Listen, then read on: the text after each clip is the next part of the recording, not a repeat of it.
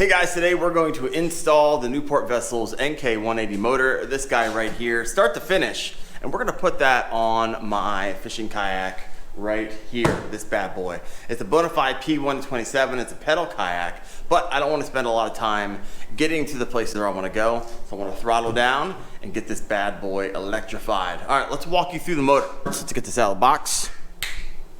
There we go. So let's walk through all of these. When I refer to them later, you actually know what I'm talking about. Up here, you got your motor unit. Down here, you got your throttle controller, your motor mount right here, a steering triangle, this guy. You're gonna have your clamp ring. You got two cable handles here, which are really nice. These are aluminum.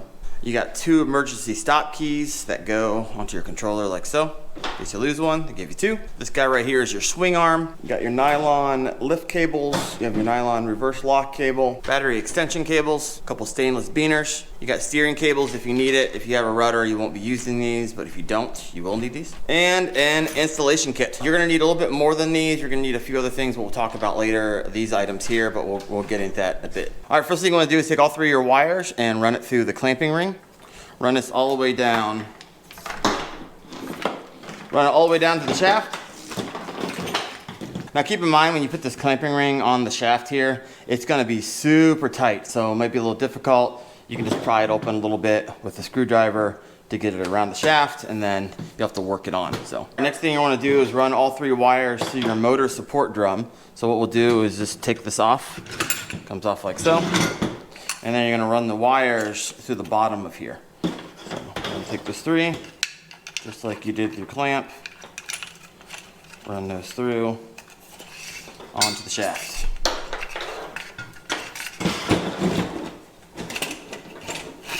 All right, next you want to take your steering triangle and run the wires up to the bottom. And how you know it's the bottom is, you see this little tube here? This is where your lockout pin goes. So you're gonna run your wires through there from the bottom.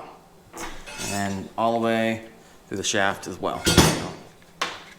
This one is a snug fit, by the way, so you're doing it right.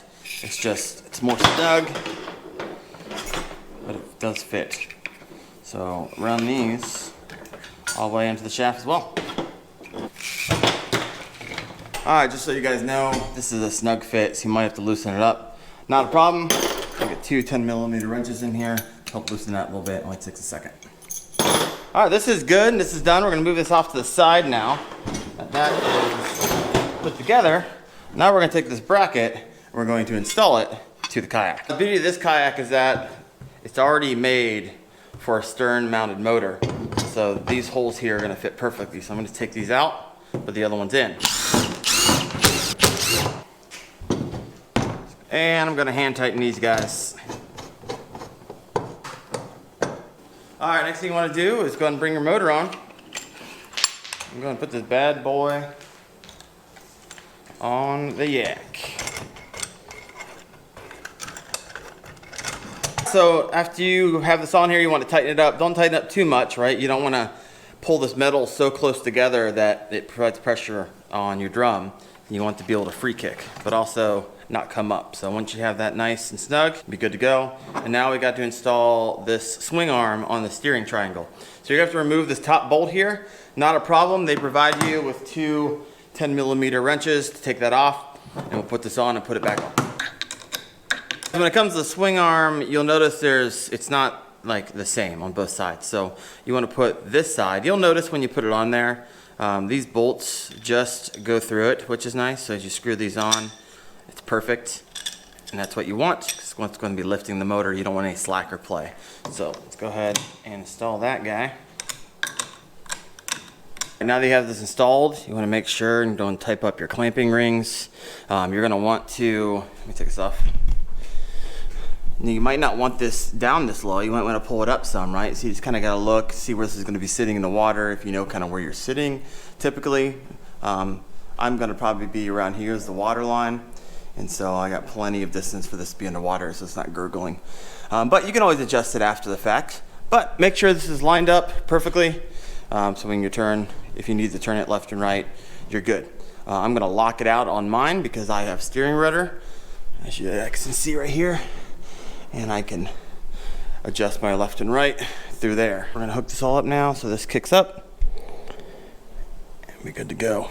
All right. Something you might notice is the trim bar adjustments here. So if you pull this out, every single one of these notches is 15 degrees. And why this is important, your kayak may, whenever the motor starts to go, it might flex. So let me go and show you what I mean here. So if you're in the first, the motor starts up, it's gonna have pressure against the water, and you'll notice just because this is connected to plastic, it's gonna flex a little bit. So what I'm gonna do is I'm gonna move the trim back 15 degrees, shove that in there.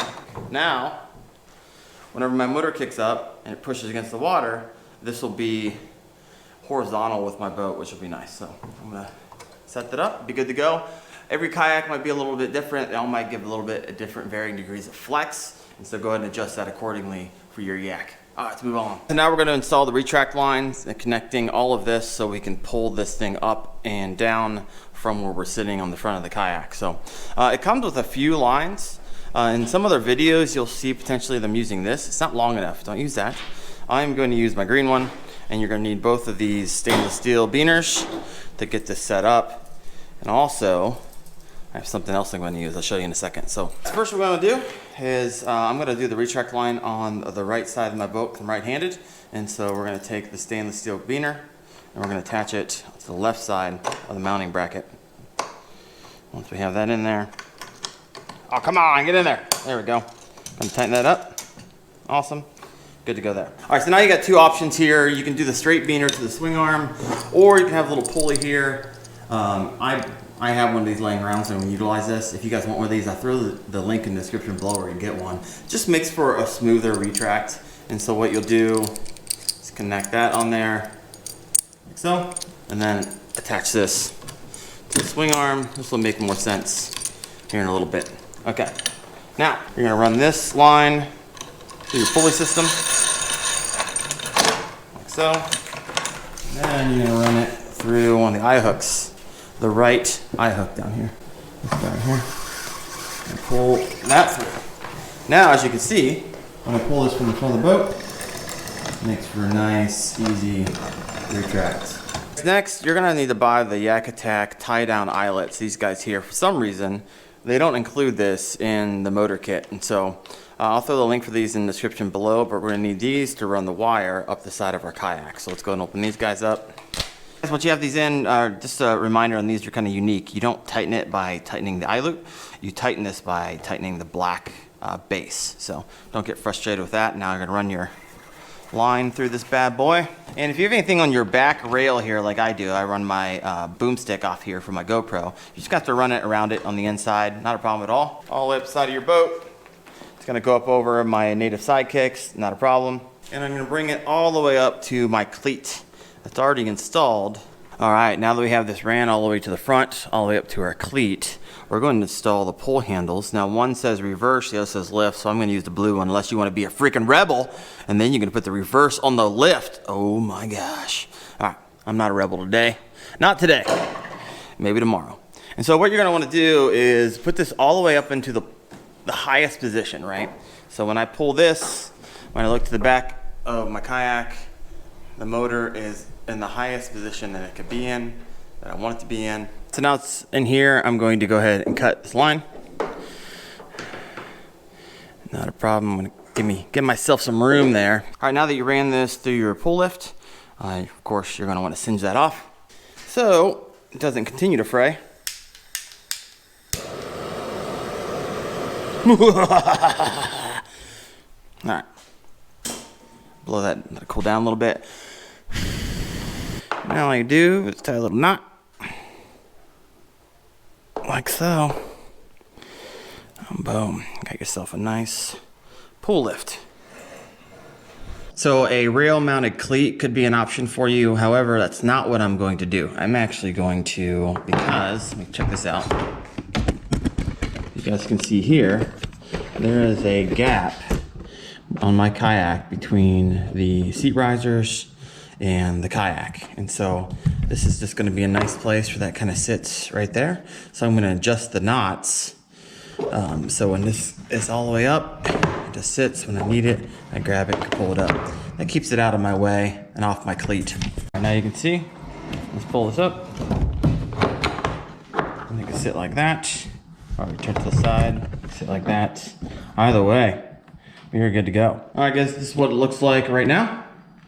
We're almost there. Gotta install a few more things. Ran the line, side of my kayak, and read the pull line. So it's just stuck right there. This what we're gonna do is install the lockout line. And so what that does, essentially, if you want to go in reverse, if you were to go in reverse right now, this would just kick up. So you have to pull this, which will lock down on your sway bar. And when you go in reverse, it won't kick up. And then when you're done, you just kind of let it go and has that free kick again in case you hit something, underwater log or whatever. So we're gonna install this line. It's pretty simple, as you can imagine, since we just ran the first one.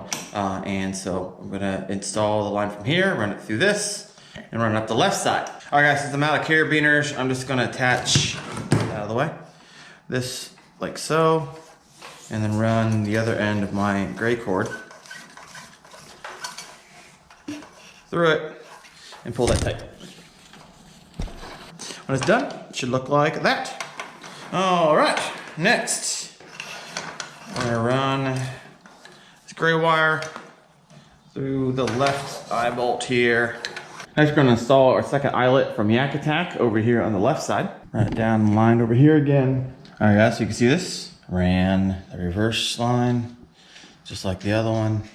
Locked it in, just like the other one. Okay, now we're gonna hook up our battery and our throttle control line to the throttle, which I hope to go, where are we gonna put that bad boy? I might stick it right here. And what you're gonna need here to mount your throttle is a throttle mount.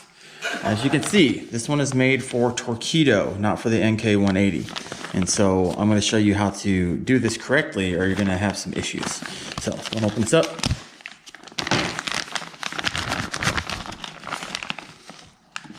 Got some screws in there, don't wanna lose those. And so I'm gonna install this right over here. So let's get that set up.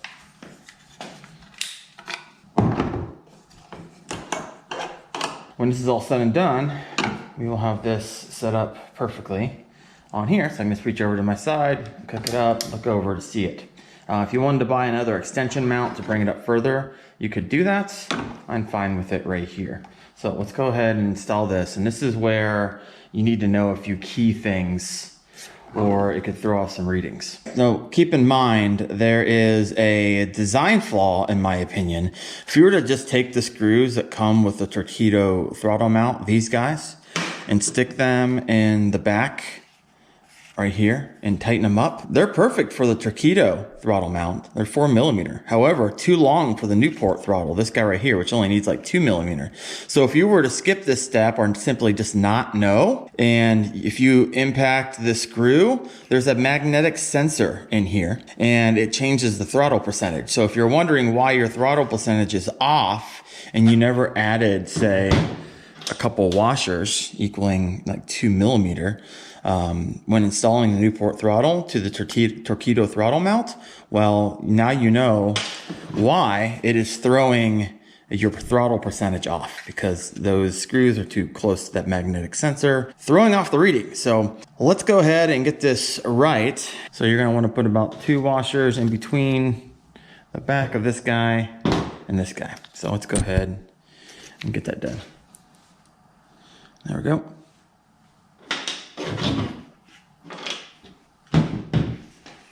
All right, I'm screwing this off and you'll know why here in a second, but just make sure you know how this goes back on.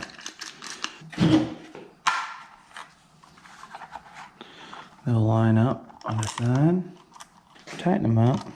All right, so this is gonna be all right. However, if you're like me, that is going to drive me absolutely bonkers having that extra there. So what I'm going to do is take this down to my scroll saw and basically just cut this part out. So I need to go ahead and mark that. And oh my gosh, see, I know I'm kind of anal retentive here. That little corner drives me nuts too. So I'm going to cut off these corners a little bit and cut off this so it's nice and flush.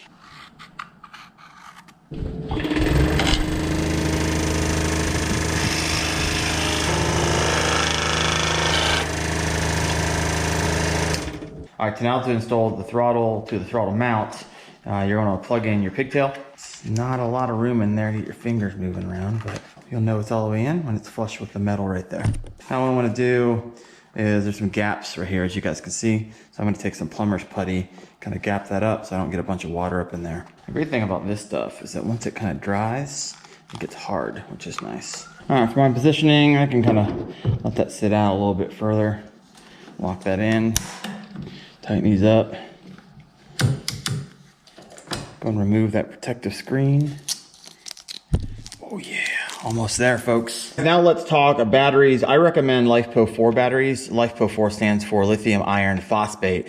And although they're expensive on the front end, they'll actually be cheaper in the long run, right? So these will run around 10 times longer than your lead acid batteries. They're around 1/3 of the weight of lead acid. They're safer than lead acid. They have a longer life cycle. With lead acid, you get around 200 to 1,000 cycles. On lithium iron phosphates, you'll get anywhere from 1,000 to 3,000. This one's rated for 3,500 cycles, and you get faster charging times. Like lead acid will take 3 times as long to charge than your LifePo 4. So if you do the math, the cost per life cycle is actually cheaper than your lead acid, although they're more expensive on the front end.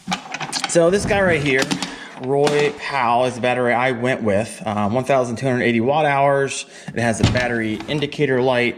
Click that over here. It's got an aviation socket, which is going to run this battery tester out, and you can run a line so you can see it. It's unnecessary because the NK180 will tell you how much battery power you have left. It's got an auto balancing function right through their BMS, their battery management system. And you could also run these in series for a 48 volt system if you wanted to. You're gonna get, like I said, around 3,500 cycles out of this bad boy. Not bad considering that right now on Amazon, this battery is $399 and they're offering a $80 coupon. So pretty darn sweet. So the question that you might have is, how long will this battery run the NK180? Now you gotta understand this battery is a 24 volt system, so you're not gonna be able to buy the cheaper 12 volt systems to run the NK180. You're gonna need a 24 volt system. This is what this battery is. And this is a 50 amp hour battery. So this battery will run the NK180 at 20% throttle for 32 hours, and you can go a range of 64 miles. At 40% throttle, 10 hours, 34 miles. At 60% throttle, you'll be able to go for about 5.2 hours. You'll be able to actually roll for about 22 miles.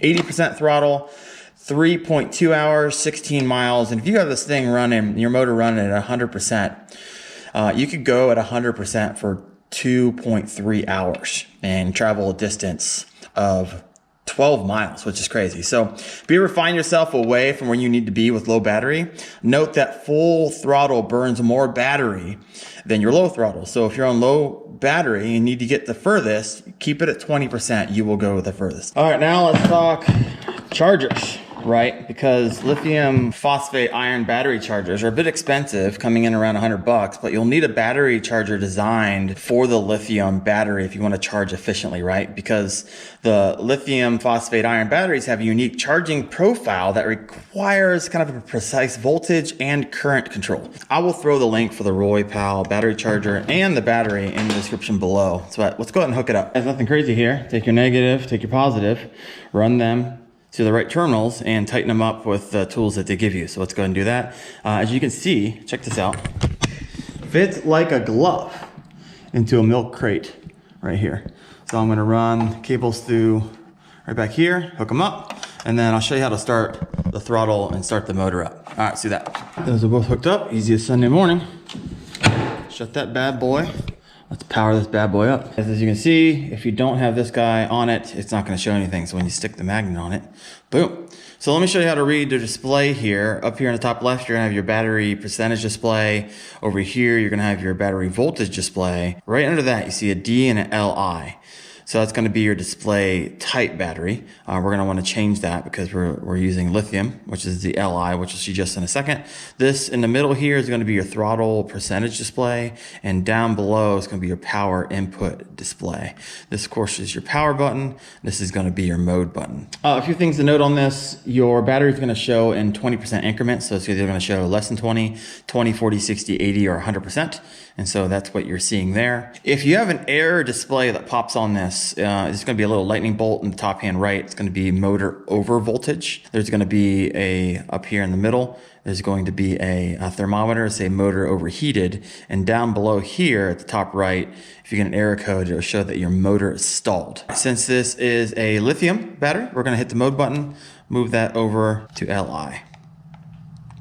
There we go. All right, so to turn on the motor, it's got to hold down the on button, and kind of a little shadow there, but it says 0, 0. And you don't want to run this out of the water too long. If you're testing it, it's fine for a short amount of time. Do not run this for a long period of time. There are self-lubricating bushings down there, and you could ruin them if you run it. But we're just going to test it really fast. We will go up 16%, 24 watts. You can go all the way up to 100. Works just like it should. And when it's all said and done, folks, this is what it looks like. Get your throttle set up, your battery all set up, and your lift line to make it go forward and backwards. Get your reverse lock. So there you have it, the full install of your NK180 on your fishing kayak, start to finish. Now, if you're pulling your hair out because you're throwing an error code, these error codes run from E1 to E8, and if you're interested in having issues with that, I got the video for you right there. Also, if you're interested in building a battery box for that Roy Powell battery, I'm going to be turning this Newport battery box that's rated for 12 volt into a 24 volt system. So there's gonna be some step downs and a few other quick disconnects. I'm gonna build this guy out so I can use it as a GoPro battery. So I can use it to charge my phone and so forth. If you're interested in that video, you can check that one out right here or over there. I forget where I pointed earlier. And if you're interested in recalibrating your throttle, I'll throw that video in the description below. Thanks for watching, guys. See ya.